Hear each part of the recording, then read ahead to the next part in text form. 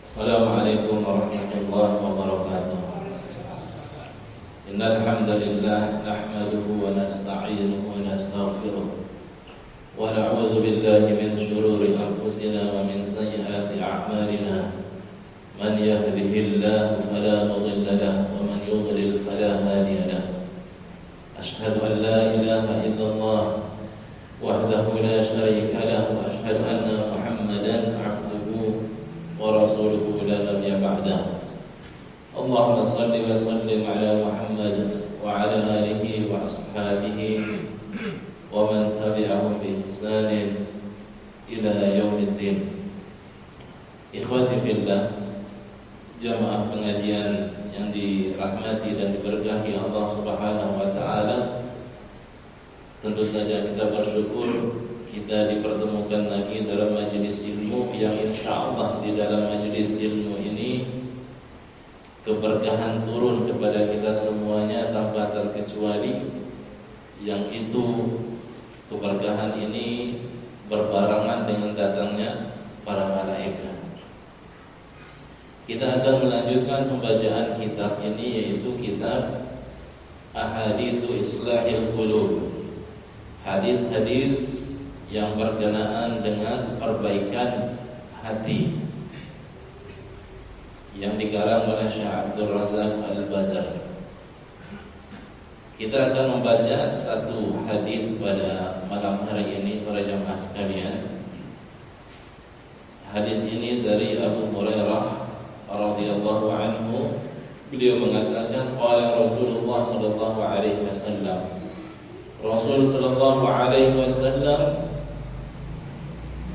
bersabda, la tahasadu wa la tanajashu wa la tabaghadu wa la tadabaru wa la yabi' ba'dukum ala bai'i ba'din wa kunu ibadallahi ikhwana.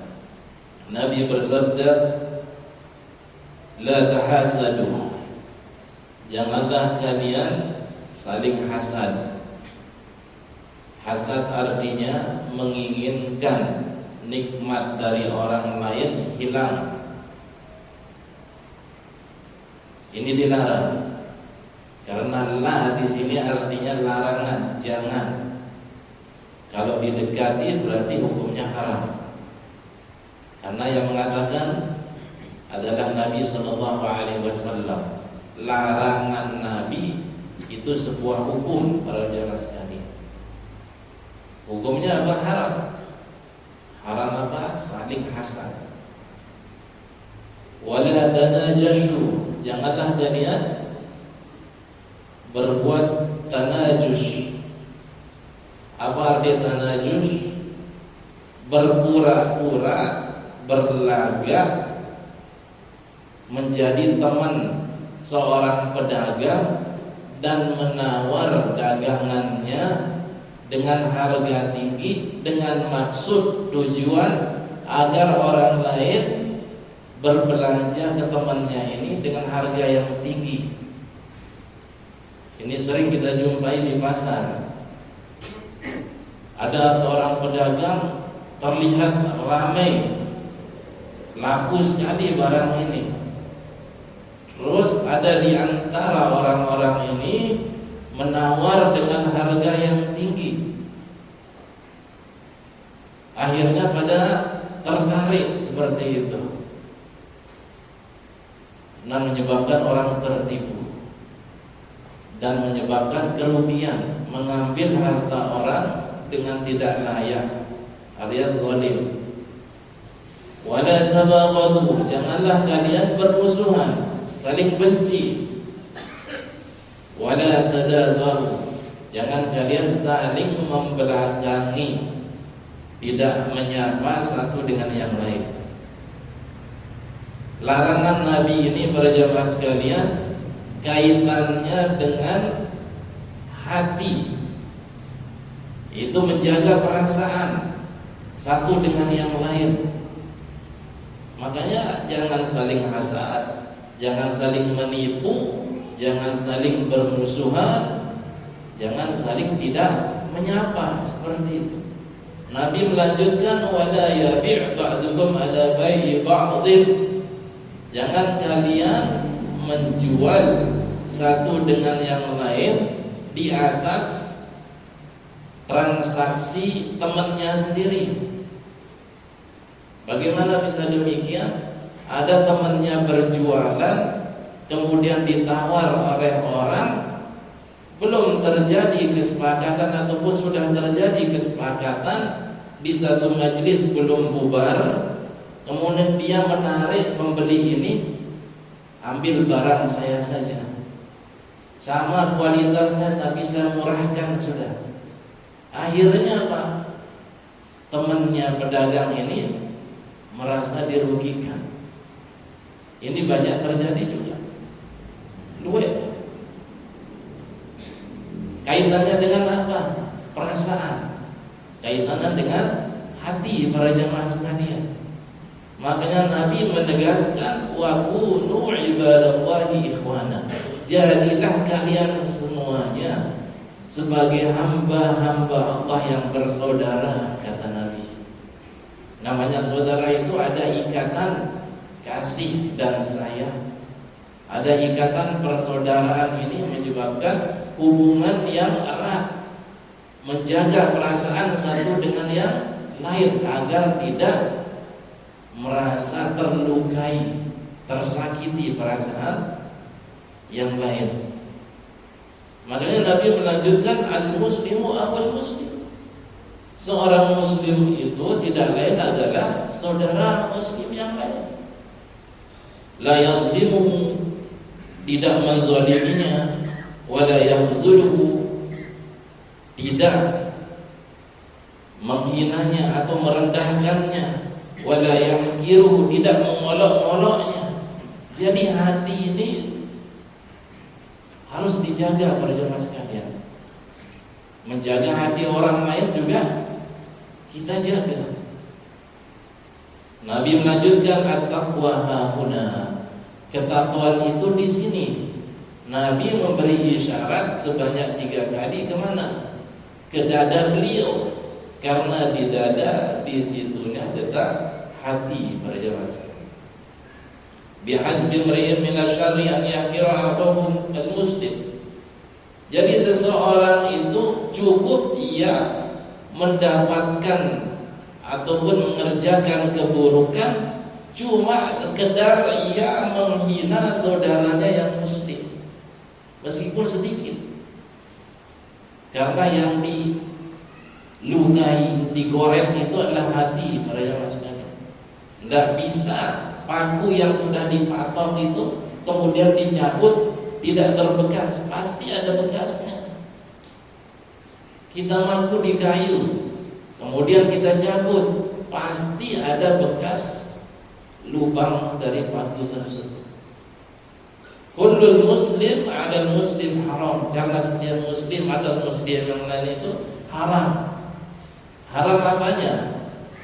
Damu wa maluhu wa irduhu, haram darahnya, tidak boleh dibunuh. Wa maluhu, hartanya tidak boleh dirampas, dicuri, diambil. Wa irduhu, kehormatannya juga tidak boleh disakiti, dihinakan. Rawahu Muslim. Ini satu hadis, semuanya bersinggungan, berkaitan dengan menjaga perasaan satu dengan yang lain. Ini adalah sebuah adab yang diajarkan oleh Nabi besar Muhammad SAW. Hadis ini, kata Syekh Abdul Razak, memberikan faedah bahwasanya letak ketakwaan itu dan sumber ketakwaan itu adalah hati. Kapan saja hati dimakmurkan dengan ketakwaan, maka anggota badan para jamaah sekalian akan tunduk ikut patuh sesuai dengan apa yang ada dalam hati ataupun ketakwaan hati. Karena anggota badan ini ikut hati para jamaah sekalian, ikut biangnya, ikut induknya. Induk anggota badan adalah hati. Makanya Allah Subhanahu wa taala menyertakan ketakwaan itu ataupun menempelkan kalimat takwa ini kemana? Ke hati. Allah berfirman dalam surat Al-Hajj, "Dzalika wa may yu'azzim sya'airallah fa innaha min taqwal qulub." Yang demikian itu barang siapa yang mengagungkan syiar-syiar Allah, maka itu adalah termasuk ketakwaan hati. Syiar Allah yang bagaimana? Yang sifatnya ketaatan kepada Allah, semisal ibadah sholat, ibadah puasa, berzikir, bertakbir, sedekah, dan begitu seterusnya. Artinya apa? Syiar itu adalah identitas para jamaah sekalian, ciri khas agama Islam ini. Makanya barang siapa yang mengagungkan sholat, mengagungkan sedekah, mengagungkan puasa, maka menunjukkan ketakwaan hati para jamaah sekalian. Jelas Allah menggandengkan hati dengan ketakwaan bagi siapa yang mereka mengagungkan syiar-syiar Allah. Karena takwa hakikatnya adalah ketakwaan hati. Kemudian beliau mengatakan takwa hati itu terbagi menjadi dua, yaitu takwa yang sesungguhnya, takwa yang jujur, yang tidak ada kedustaan di dalamnya. Ini adalah takwanya orang-orang mukmin yang jujur. Kemudian takwa anggota badan adalah takwa yang kamuflase, yang tipuan, cuma gambarnya saja, padahal dia dusta. Inilah yang dimiliki oleh orang-orang munafik. Kelihatannya takwa secara zahir, akan tetapi batinnya tidak takwa. Yaitu orang yang anggota badannya terlihat khusyuk, akan tetapi hatinya lalai dan lupa para jamaah sekalian. Allah Subhanahu wa taala berfirman, "Fala tuzakku anfusakum wa a'lamu biman ittaqa an-najm." Oleh karena itu kita harus ingat, jangan kalian menganggap diri kalian ini suci. Allah saja yang lebih mengetahui orang-orang yang bertakwa. Karena takwa letaknya di hati, Allah saja yang mengetahui itu semua, dan Allah yang akan membalas apa yang ada kandungan hati berupa kebaikan dan ketakwaan. Jika baik, maka baik balasan Allah.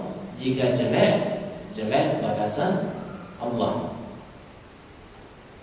Wa man ya'mal mithqala dzarratin khairan yarah, wa man ya'mal mithqala dzarratin syarran yarah. Jadi Allah tidak pernah menzalimi hamba-hambanya. Allah juga berfirman, "Inna fi ikhtilafil laili wan nahar wa ma khalaqallahu fis samawati wal ardi laayatin liqaumin yattaqun." Yunus ayat yang ke-6. Sesungguhnya dalam pergantian siang dan malam, dan Allah menciptakan apa saja yang ada di langit dan bumi, itu tidak lain adalah ayat-ayat bagi orang yang bertakwa. Jadi siang malam ini adalah ayat para jamaah sekalian. Ayat artinya alamat, tanda dari kebesaran Allah Subhanahu wa taala, ataupun makhluk-makhluk yang ada di langit dan di bumi, dan antara langit dan bumi, semuanya menunjukkan kebesaran Allah yang dapat mengambil ibrah, pelajaran dari ayat-ayat Allah ini. Tidak lain adalah kaum-kaum yang bertakwa.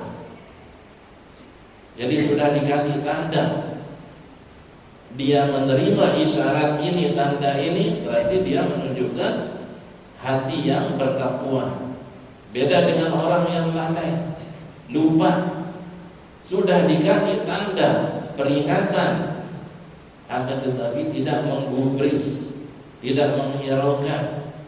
Karena orang-orang yang bertakwa mereka lah yang dikhususkan oleh Allah Subhanahu wa taala dalam surat Yunus ini, yang mana mereka mengambil manfaat, mengambil pelajaran dari ayat-ayat Allah Subhanahu wa taala, terutama sekali ayat ataupun tanda-tanda yang dibacakan kepada mereka tidak lain adalah Al-Quran.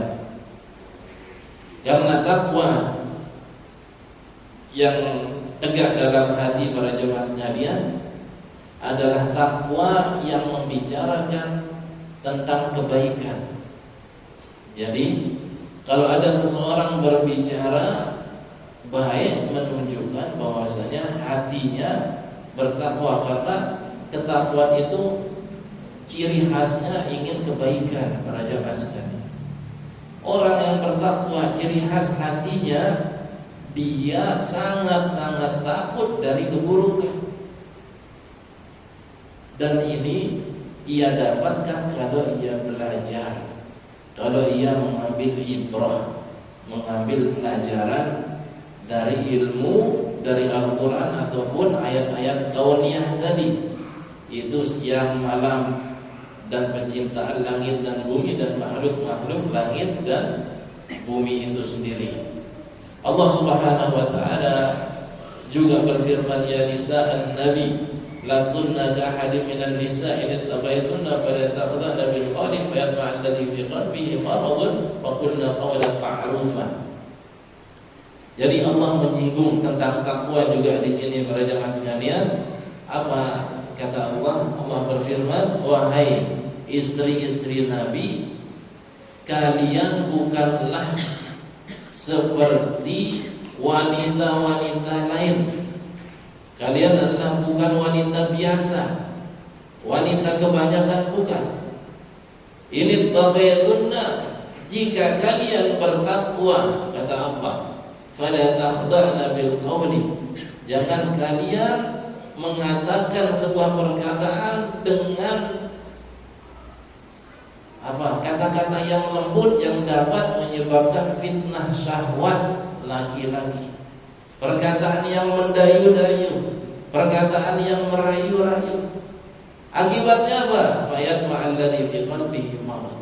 Itu akan tertanam keinginan nafsu syahwat di hati orang yang memiliki penyakit.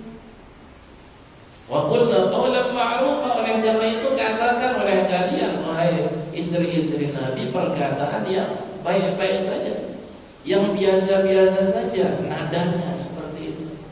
Tidak mendayu-dayu, tidak merayu-rayu, melembut-lembutkan.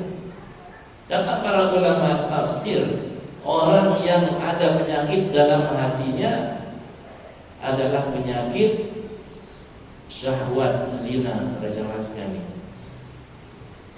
Karena dia terfitnah. Makanya penyakit hati ini kalau ada pemicunya sedikit saja, dia akan menyala seperti itu. Na'udzubillah min dzalik. Karena syahwat, li'anna qalbahu ghairu sahih. Karena hati seperti ini tidak sehat, dia ada sakitnya. Ada sedikit saja pemicu, maka bergejolak hati yang ada penyakit seperti ini. Makanya istri Nabi dilarang mengatakan sesuatu yang dapat menyebabkan orang lain terfitnah. Berbeda dengan hati yang sehat para jamaah sekalian. Orang yang dimiliki ini adalah orang yang bertakwa. Hati yang sehat ini dimiliki oleh orang yang bertakwa kepada Allah Subhanahu wa taala. Meskipun ada pemicu para jemaah sekalian, hati sehat ini tidak akan cepat menyantap ataupun menyambar kilatan api syahwatnya terhadap sesuatu yang diharamkan oleh Allah Subhanahu wa taala. Makanya para jemaah sekalian, sebab-sebab yang dapat meninggikan gejolak syahwatnya orang bertakwa ini dia akan padamkan secara otomatis. Kenapa? Sebabnya karena hatinya sehat, dan dia selamat dari penyakit hati. Bisa dipahami? Kemudian juga Allah menyinggung tentang masalah hati ini, yaitu hati yang bertakwa. Allah berfirman, "Yauma la yanfa'u malun wa la banun illa man atallaha biqalbin salim." Asy-Syu'ara. Jadi pada hari kiamat nanti tidak bermanfaat harta-harta, tidak bermanfaat anak-anak, kecuali berarti yang bermanfaat apa? Orang yang mendatangi Allah, menjumpai Allah dengan hati yang selamat. Masya Allah. Jadi patokan yang dibikin oleh Allah ini apa dalam surat Asy-Syu'ara ini? Hati yang selamat. Ibnul Qayyim rahimahullah mengatakan, wal qalbu salim huwa alladhi salima minasyirki wal ghil wal hikdi wal hasad wasyuh wal kibri. Hati yang sehat, yang selamat ini tidak lain adalah hati yang selamat dari kesyirikan, hati yang selamat dari culas, kecurangan, tipu daya, hati yang selamat dari al-hikdi, yaitu apa? Hasad. Hati yang selamat dari ketamakan, pelit, medit. Hati yang selamat dari kesombongan. Hati yang selamat dari cinta dunia. Hati yang selamat dari kepemimpinan. Fasalima min kulli afatin tub'idu anillah. Kata Ibnu Qayyim, hati yang sehat ini adalah hati yang selamat dari afat, dari kotoran-kotoran atau kejelekan yang dapat menjauhkan dia dari Allah Subhanahu wa taala. Wasalima min kulli syubhatin tu'aridu khabar. Selamat dari syubhat yang dapat mengingkari kabar dari Allah Subhanahu wa taala, yang dapat membangkang terhadap Al-Qur'an, menolak Al-Quran, kabar dari Allah. Wa min kulli syahwatin tu'aridu amrah. Hati yang sehat adalah hati yang selamat dari syahwat yang menyelisihi perintah Allah Subhanahu wa taala. Wasalima min kulli iradatin tusahibu muradan. Yaitu hati yang selamat dari keinginan untuk menyaingi keinginan Allah Subhanahu wa taala. Allah ingin A, tetapi dia ingin B. Dia paksakan keinginan ini di atas keinginan Allah Subhanahu wa taala. Hati yang selamat akan nurut, tunduk dan patuh keinginan Allah Subhanahu wa taala. Wasalima min kulli qatin yaqulu anillah. Selamat dari pemutus yang dapat memutuskan dirinya, hubungan dirinya dengan Allah Subhanahu wa taala. Kata Ibnu Qayyim, fa hadzal qalbus salim fi jannatin mu'ajjalatin fid dunya. Inilah hati yang sehat yang ada di surga yang disegerakan di dunia ini.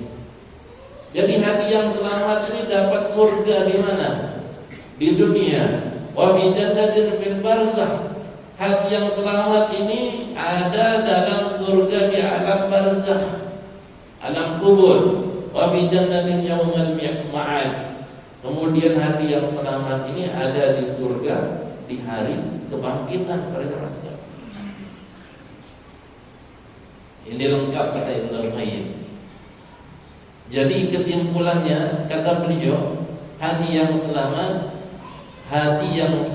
dari kesyirikan. Syirik lawannya apa?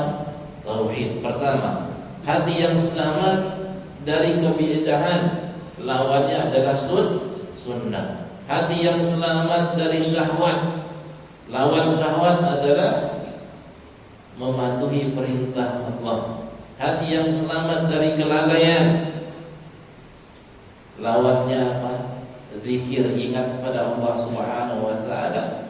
Hati yang selamat dari hawa nafsu yang dapat mengotori keikhlasannya ataupun ketulusannya. Allah Subhanahu wa taala berfirman, "Inna akramakum indallahi atqakum." jelas di sini Allah Subhanahu wa taala memposisikan mendudukkan seseorang itu patokannya apa? Ketakwaan. Allah berfirman, sesungguhnya orang yang paling mulia di sisi Allah adalah orang yang paling bertakwa di antara kalian. Patokannya bukan harta, orang yang paling kaya, orang yang paling berilmu, tidak. Tetapi orang yang paling bertakwa, orang yang paling cerdas, tidak berjamaah sekali. Tetapi orang yang paling mulia di sisi Allah adalah orang yang paling bertakwa. Oleh karena itu Al-Hafiz Ibn Rajab mengatakan dalam kitab beliau, kata Syekh di sini, dalam kitab beliau itu Jami'ul Ulum wal Hikam, apa kata beliau? Karamul khalqi 'indallahi bittaqwa. Kemuliaan seorang hamba itu di sisi Allah itu dengan ketakwaan. Farubba man yahqiruhu an-nas li dha'fihi wa qillati hadhihi min ad-dunya wa huwa a'zamu qadran 'inda Allah ta'ala mimman lahu qadrun fid dunya. Bisa saja seseorang yang dihina oleh kebanyakan manusia karena sebab kelemahan dirinya, karena sebab harta bendanya sedikit di dunia, akan tetapi dia derajatnya lebih tinggi di sisi Allah Subhanahu wa taala dari orang yang memiliki banyak perbendaharaan dunia. Fa innan nasa innama yatafawatuna bihasabi taqwa. Karena manusia itu berbeda-beda tingkatannya sesuai dengan ketakwaan. Yang membedakan mereka apa? Ketakwaan. Sebagaimana Allah berfirman, kata beliau, inna akramakum indallahi atqakum. Sesungguhnya orang yang paling mulia di sisi Allah di antara kalian adalah orang yang paling bertakwa. Wasu'ilan Nabi sallallahu alaihi wasallam man aqrabun nas. Nabi sendiri pernah ditanya, manusia yang paling mana yang paling mulia? Apa jawab beliau? Atqahum lillahi azza wa jalla. Yaitu orang yang paling bertakwa kepada Allah Subhanahu wa taala. Dalam riwayat yang lain, al-karamu at-taqwa. Kemuliaan itu tidak lain adalah ketakwaan. Kemuliaan adalah ketakwaan. Wa taqwa asluha fil qalbi, sedangkan ketakwaan itu pada asalnya di mana? Di hati. Kama qala ta'ala, sebagaimana Allah berfirman, wa may yu'azzim sya'irallahi fa innaha min taqwal qulub. Barang siapa yang mengagungkan syiar-syiar Allah, maka itu termasuk ketakwaan hati para jamaah sekalian. Di antara syiar-syiar Allah sebagaimana kita sebutkan, yaitu salat, perintah-perintah Allah, puasa termasuk perintah Allah, kemudian berzikir, bertasbih, memuji Allah Subhanahu wa taala, bertakbir pada Allah Subhanahu wa taala. Terutama di besok pada hari Lebaran Idul Adha, hari Lebaran dan hari-hari tasyrik, disunnahkan untuk bertakbir, baik takbir muqayyad ataupun takbir mutlak setelah masuknya bulan Dzulhijjah. Karena Allah Subhanahu wa taala, para jamaah sekalian, tidaklah memandang, melihat rupa dan bentuk ataupun memandang harta benda, tetapi Allah Subhanahu wa taala memandang hati-hati, memandang amalan perbuatan. Sebagaimana dari riwayat Abu Hurairah radhiyallahu anhu, beliau mengatakan Rasulullah sallallahu alaihi wasallam bersabda, innallaha la yanzuru ila suwarikum wa amwalikum. Sesungguhnya Allah Subhanahu wa taala tidak melihat kepada bentuk-bentuk kalian, tidak melihat kepada harta-harta kalian, para jamaah sekalian, kata Nabi. Walakin yanzuru ila qulubikum wa a'malikum. Akan tetapi Allah melihat kepada hati-hati kalian, melihat kepada amalan-amalan kalian. Dalam Al-Quran banyak sekali ayat-ayat yang mengajak kepada ketakwaan itu sendiri, pada jamaah sekalian, dan menjelaskan buah dari ketakwaan dan pahala bagi orang yang bertakwa. Makanya tidak heran dalam surat At-Talaq Allah berfirman, "Wa man yattaqillaha yaj'al lahu min amrihi yusra." Barang siapa yang bertakwa kepada Allah, Allah jadikan untuknya urusannya itu mudah. Kemudian Allah juga berfirman, "Wa man yattaqillaha yukaffir 'anhu sayyi'atihi wa yu'dhim lahu ajra." Barang siapa bertakwa kepada Allah Subhanahu wa taala, Allah akan hapus dosa dan kesalahannya, dan Allah akan lipat gandakan ganjarannya, pahalanya dia. Dalam surat yang sama juga Al-Falaq ini, "Wa man yattaqillaha yaj'al lahu makhraja wa yarzuqhu min haitsu la yahtasib." Barang siapa bertakwa kepada Allah, Allah akan jadikan untuknya jalan keluar. Wa yarzuqhu min haitsu la yahtasib. Allah akan berikan dia rezeki dari arah jalan yang tidak ia sangka-sangka. Di sini jelas para jamaah sekalian, ketakwaan adalah pemecah masalah, jalan keluar. Apapun masalah kita, sesusah apapun kita, serumit apapun, sekusut apapun perasaan kita, jalan satu-satunya jelas di sini Allah Subhanahu wa taala mengatakan ingin dilapangkan rezeki, takwa. Dimudahkan urusan, takwa. Dicari jalan keluar, takwa. Cari pahala, ganjaran, takwa. Apakah kita ingin membantah perkataan Allah ataupun janji Allah ini? Karena namanya man, kata dari bahasa Arab, itu syarat.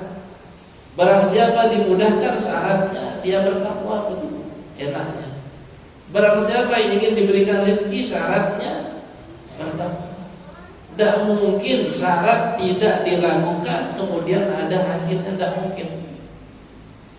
Maka takwa para jamaah sekalian, jika kita merasa banyak dosa, terutama saya sendiri, ini adalah nasihat untuk yang pribadi, dan banyak masalah, cari jalan keluarnya lewat namanya ketakwaan. Karena ketakwaan itu bukan sekedar kata-kata yang dilontarkan, ucapan-ucapan yang disuarakan, bukan para jemaah sekalian, ataupun pengakuan, bukan. Bisa saja setiap orang bisa mengatakan saya bertakwa, mudah diucapkan, mudah diakui. Saya orang bertakwa, Masya Allah. Tetapi ukurannya, ibrahnya apa para jemaah sekalian? Bagaimana usaha kita supaya takwa itu ada pada diri kita, begitu. Itu jadi patokan. Usaha. Amal apa saja yang dapat menyebabkan kita termasuk orang-orang yang bertakwa. Terutama sekali ketakwaan itu kita tancapkan dalam dada-dada kita, dalam hati-hati kita. Oleh karena itu Syekh mengatakan, apa sih makna takwa itu sendiri, kata beliau? An yaj'ala al-'abdu bainahu wa baina ma yakhafuhu wiqayatan. Agar seorang hamba itu menjadikan antara dirinya dengan sesuatu yang ia takutkan ada pencegah, ada penghalang. Kita takut neraka, bagaimana supaya kita tidak masuk neraka? Usaha apa kita jalankan? Amal soleh, beriman, menjadi mukmin yang bagus, orang yang super dari sisi kesolehan. Ini adalah takwa. Wa taqwal 'abdi li rabbih. Kata beliau, ketakwaan seorang hamba untuk Tuhannya, an yaj'ala bainahu wa baina ma yakhshahu min ghadabi wa sakhati wa iqabihi biqayatan taqihi. Apabila kita mengaku bertakwa, takwa kita tujukan kepada Allah Subhanahu wa taala, maknanya kita jadikan antara diri kita dengan sesuatu yang kita khawatirkan, yang kita takut. didatangkan oleh Allah Subhanahu wa taala. Kita takut murkanya Allah, kita takut iqabnya Allah, hukuman Allah Subhanahu wa taala. Pakai apa kita halangi itu semua? Wiqayah, tindakan preventifnya apa? Penjagaannya apa sebelum terjadi begitu? Ya pakai takwa.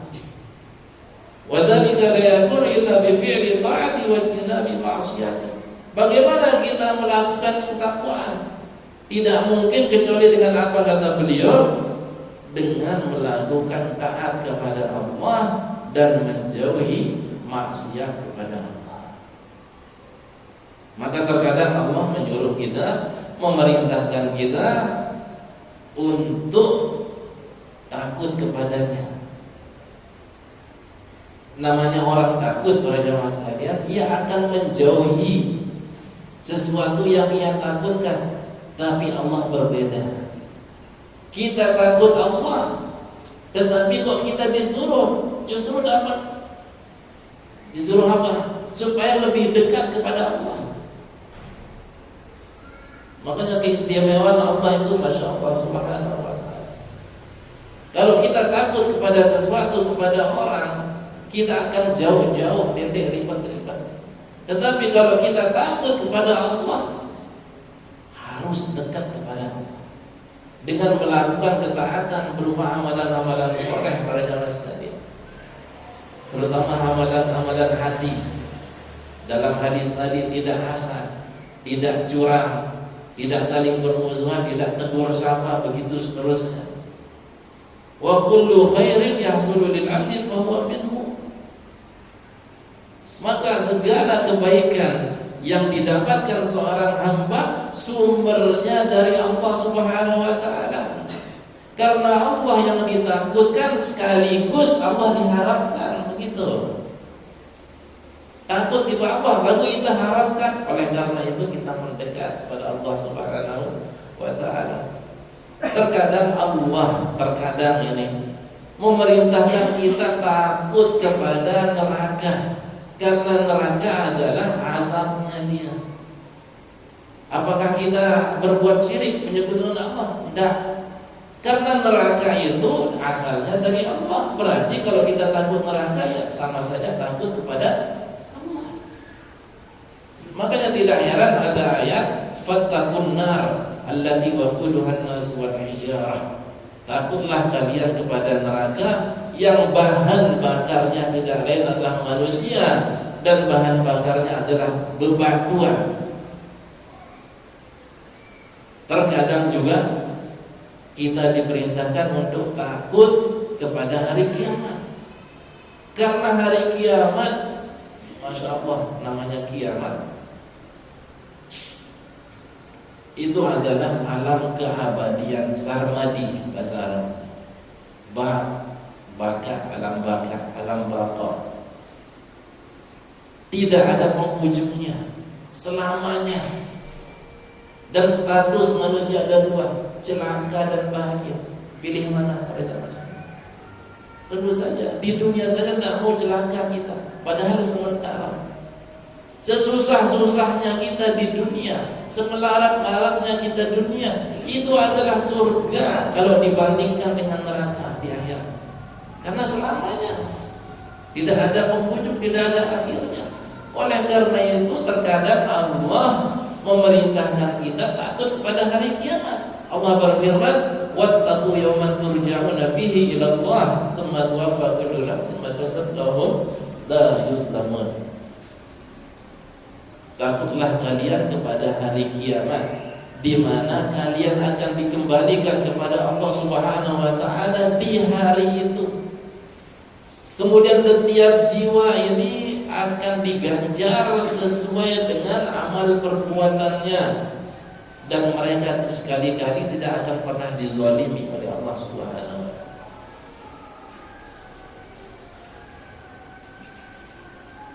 Pertanyaannya seperti kata Syekh di sini, lalu apa ciri-ciri orang yang bertakwa? Jawabannya juga ada dalam Al-Quran, para jamaah sekalian. Orang yang bertakwa, orangnya dikatakan bertakwa berarti memiliki sifat, memiliki kekhususan ketakwaan itu sendiri yang dikatakan ketakwaan. Dalam surat Al-Baqarah, kalau antum baca awal-awalnya, Al-Quran itu hudan lil muttaqin, petunjuk untuk orang-orang yang bertakwa. Maka jawabannya di situ. Ciri orang bertakwa, makanya dilanjutkan dengan ayat berikutnya, alladzina yu'minuna bil ghaibi wa yuqimunas shalah wa mimma razaqnahum yunfiqun. Orang bertakwa adalah orang yang beriman kepada perkara-perkara gaib, dan mereka menegakkan salat, dan mereka menginfakkan apa saja yang kita berikan rezeki kepada mereka. Walladzina yu'minuna bima unzila ilaika wa ma unzila min qablik wa bil akhirati hum yuqinun. Dan mereka adalah orang-orang yang beriman kepada apa yang diturunkan kepadamu dan apa yang diturunkan kepada orang sebelummu wahai Muhammad, dan terhadap akhirat mereka yakin. Yakin. Amalan apa nih yakin nih? Amalan hati para jamaah sekalian. Ulaika ala hudan min rabbihim wa ulaika humul muflihun. Mereka adalah orang yang berada di atas petunjuk dari Rabb mereka, dan mereka adalah orang-orang yang sukses, orang yang beruntung. Keberuntungan sejati di mana para jamaah sekalian? Di akhirat. Akhirat itu ada dua, surga neraka. Orang beruntung tempatnya di mana Pak Uri? Di surga. Kan begitu. Ya sudah azan para jamaah sekalian, besok kita lanjutkan. Saya tutup ciri orang yang bertakwa para jamaah sekalian, dia segera. Orang yang bertakwa, orang yang terburu-buru melakukan ketaatan, sergap, respect. Makanya Allah berfirman, wasari'u ila maghfiratin min rabbikum wa jannatin arduha as-samawati wal ardu u'iddat lil muttaqin. Bersegeralah kalian kepada ampunan dari Rabb kalian dan kepada surga yang luasnya langit dan bumi. U'iddat lil muttaqin. Sudah dipersiapkan untuk orang-orang yang bertakwa.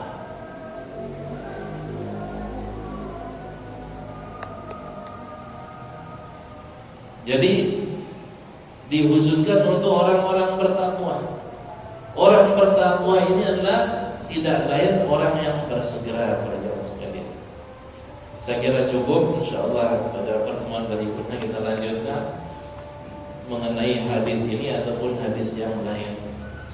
Semoga ada manfaatnya terutama untuk tiap pribadi, sebagai pengingat, sebagai nasihat. Karena suara saya, tentu saya yang mendengarnya adalah telinga terdekat. Suara saya, telinga mana yang paling terdekat di sini? Dan semoga masuk ke dalam jiwa dan hati kita berjamaah sekalian, dan melemahkan ataupun melembutkan hati-hati kita untuk menerima kebenaran, dan menjauhkan kita dari sikap kesombongan, yaitu batarul haq wa ghamtun nas, menolak kebenaran dan meremehkan orang lain. Semoga ada manfaatnya. Subhanakallahumma wa bihamdika asyhadu an la ilaha illa anta astaghfiruka wa atubu ilaika. Assalamualaikum warahmatullahi wabarakatuh.